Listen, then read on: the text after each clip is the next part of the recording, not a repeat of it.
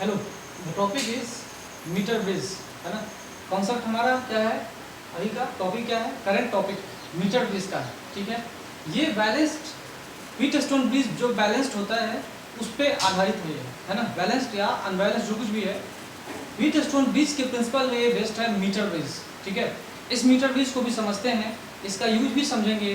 What is the use of metre bridge, metre bridge का क्या use है, क्या फंक्शन है, कहाँ इसका इस्तेमाल करते हैं, है ना। तो सबसे पहले हमें ये जानना है कि मीटर ब्रिज आखिर क्यों कहते हैं। Why do we call this a metre bridge, इसको मीटर ब्रिज क्यों कहते हैं। मीटर ब्रिज इसलिए बोलते हैं क्योंकि इसमें 1 मीटर का एक वायर लेते हैं, ठीक है।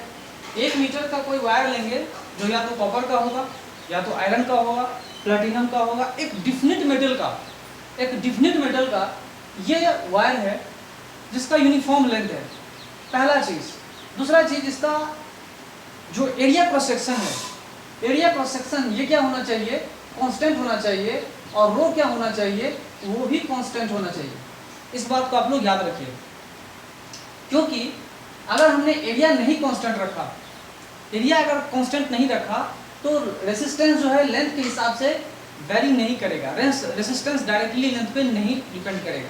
यहाँ देखिए रेसिस्टेंस का formula, resistance is equal to, resistance का फॉर्मूला क्या होता है, किसी वायर का रेसिस्टेंस क्या होता है, किसी रेसिस्टर का रेसिस्टेंस का फॉर्मूला क्या होता है, रो एल बाई एरिया, है ना। तो अगर हमने रो और एरिया को कांस्टेंट रखा, means resistance is directly proportional to length of the conductor, length of the wire, if and only if rho and area are constant, ठीक है। तो यहाँ पे अगर हमने ये कहा कि डायरेक्टली प्रोपोर्शनल लेंथ पर है, तो यूनिफॉर्मली यहाँ पे एरिया और रो कांस्टेंट रखा, मतलब मटेरियल को भी हमने सेम रखा है और यूनिफॉर्म एरिया क्रॉस सेक्शन रखा है, मतलब पूरा का पूरा रेसिस्टेंस अब लेंथ पे डिपेंड कर रहा है। इस बात को आप लोग समझिएगा, यहाँ पे जो रेसिस्टेंस है पूरा का पूरा रेसिस्टेंस अब लेंथ पे डिपेंड कर रहा है। समझ में आ रही बात, पूरा का पूरा रेसिस्टेंस लेंथ पे डिपेंड कर रहा है। मटेरियल हमने कांस्टेंट रखा है, एरिया क्रॉस सेक्शन कांस्टेंट रखा है। तो पहला रेसिस्टर हमने P रखा, दूसरा हमने Q रखा, और थर्ड इसको हमने X रखा और इसको हमने Y रखा। तो X डायरेक्टली लेंथ L पे डिपेंड करेगा, Y किस पे डिपेंड करेगा, 100 माइनस L।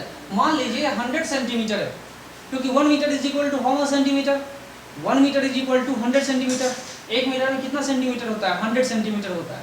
तो अगर ये लेंथ यहाँ से लेकर लेंथ अगर L ले लिया, तो बचा हुआ लेंथ कितना है, 100 माइनस L है, ठीक है। तो x जो रेसिस्टेंस है डायरेक्टली किसके ऊपर डिपेंड करता है, लेंथ के ऊपर डिपेंड करता है। और ये 100 माइनस L जो लेंथ है वो किसका है, y रेसिस्टर का है। तो y का रेसिस्टेंस जो है वो क्या लिखे, यहाँ पे हम सब लिखे हुए हैं ना, क्या है, x is equal to rho L by area, y is equal to rho 100 minus L by area, ठीक है। चलिए, मैंने यहाँ पे एक बैटरी लगाया हुआ है जिसका मान लो EMF कितना है, तो V0 मान लेते हैं। इसका EMF हमने V0 दे रखा है। ये वेरिएबल रेसिस्टर है, इस तरह से हमने साइन दिखाया है, रियोस्टैट भी कह सकते हैं उसको। ये वेरिएबल रेसिस्टर है जिसका रेसिस्टेंस हम लोग वेरी कर सकते हैं, और इसलिए करते हैं जितना हमें कांस्टेंट करंट चाहिए होता है उस हिसाब से हम लोग क्या करते हैं, रेसिस्टेंस की मैग्नीट्यूड को भी चेंज कर सकते हैं, घटा सकते हैं, बढ़ा सकते हैं।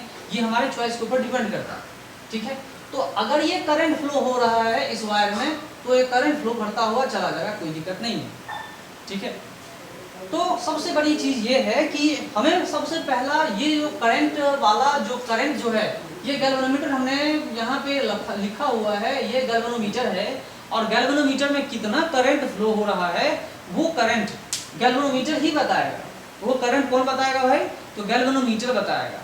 तो ये जो गैल्वेनोमीटर बता रहा है, तो गैल्वेनोमीटर में अगर कुछ करंट आ रहा है, मतलब यहाँ जो अगर हमने सेल से करंट लिया, कुछ करंट इधर जा रहा है, बचा हुआ करंट इसमें जा रहा है। लेकिन अगर Ig is equal to 0, current in galvanometer is equal to 0, it means the metre bridge is balanced, ठीक है।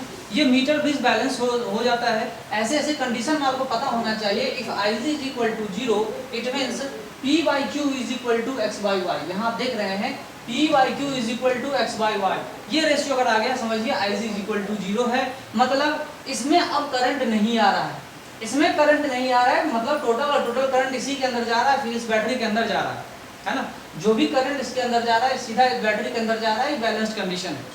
और ये बैलेंस कंडीशन कब आता है, जब एक डिफिनिट लेंथ इस पॉइंटर को मिल जाएगा, एक कोरस्पॉन्डिंग लेंथ। जब तक ये डिफिनिट लेंथ नहीं आएगा, जब तक ये डिफिनिट लेंथ नहीं आएगा, है ना, तब तक इसमें करंट क्या करेगा, फ्लो करता रहेगा।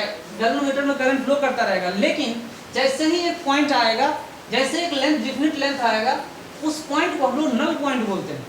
वो पॉइंट मिलने के बाद उस लेंथ के कॉरेस्पॉन्डिंग जो आता है उसको हम लोग क्या बोलते हैं, नल पॉइंट बोलते हैं। ठीक है, नल पॉइंट जहाँ पे करंट क्या होता है, इसमें जीरो हो जाता है, करंट कुछ भी नहीं फ्लो करता। ऐसे ऐसे कंडीशन को हम लोग बोलते हैं बैलेंस्ड मीटर बेस, है ना। बैलेंस्ड मीटर बेस में गैल्वेनोमीटर में करंट बिल्कुल नहीं होता, करंट बिल्कुल नहीं होगा, मतलब टोटल करंट इसमें जाता है, और ये बैलेंस्ड कंडीशन है। बैलेंस्ड कंडीशन में हमने कहानी कुछ इस तरह से लिखा हुआ है, means P is equal to Q times this, ऐसा भी लिख सकते हैं, और Q इज इक्वल टू, अगर हम लिखना चाहेंगे तो ऐसा भी लिख सकते हैं इसको, Q इज इक्वल टू, उल्टा भी कर सकते हैं, है ना, Q is equal to P, क्या लिखेंगे, 100 minus L divided by L, ये तो हम लिख सकते हैं, कोई दिक्कत नहीं है।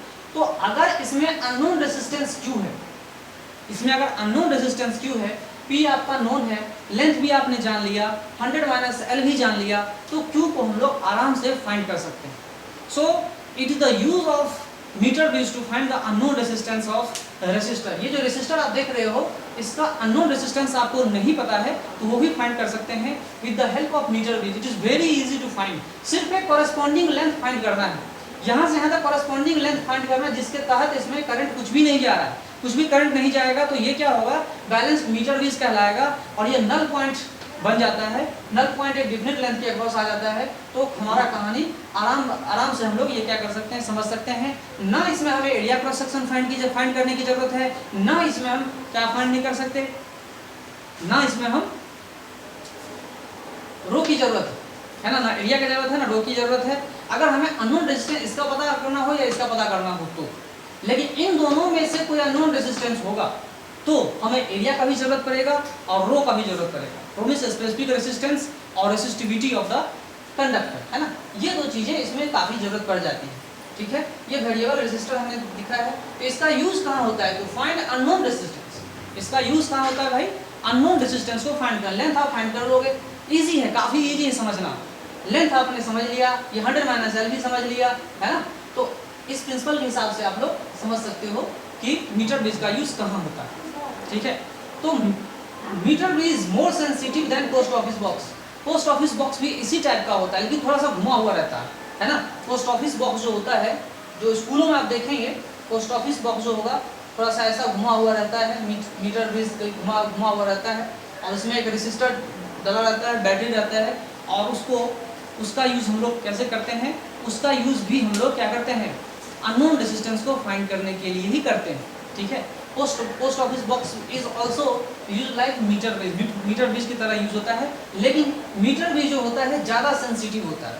Metre base is more sensitive than post office box.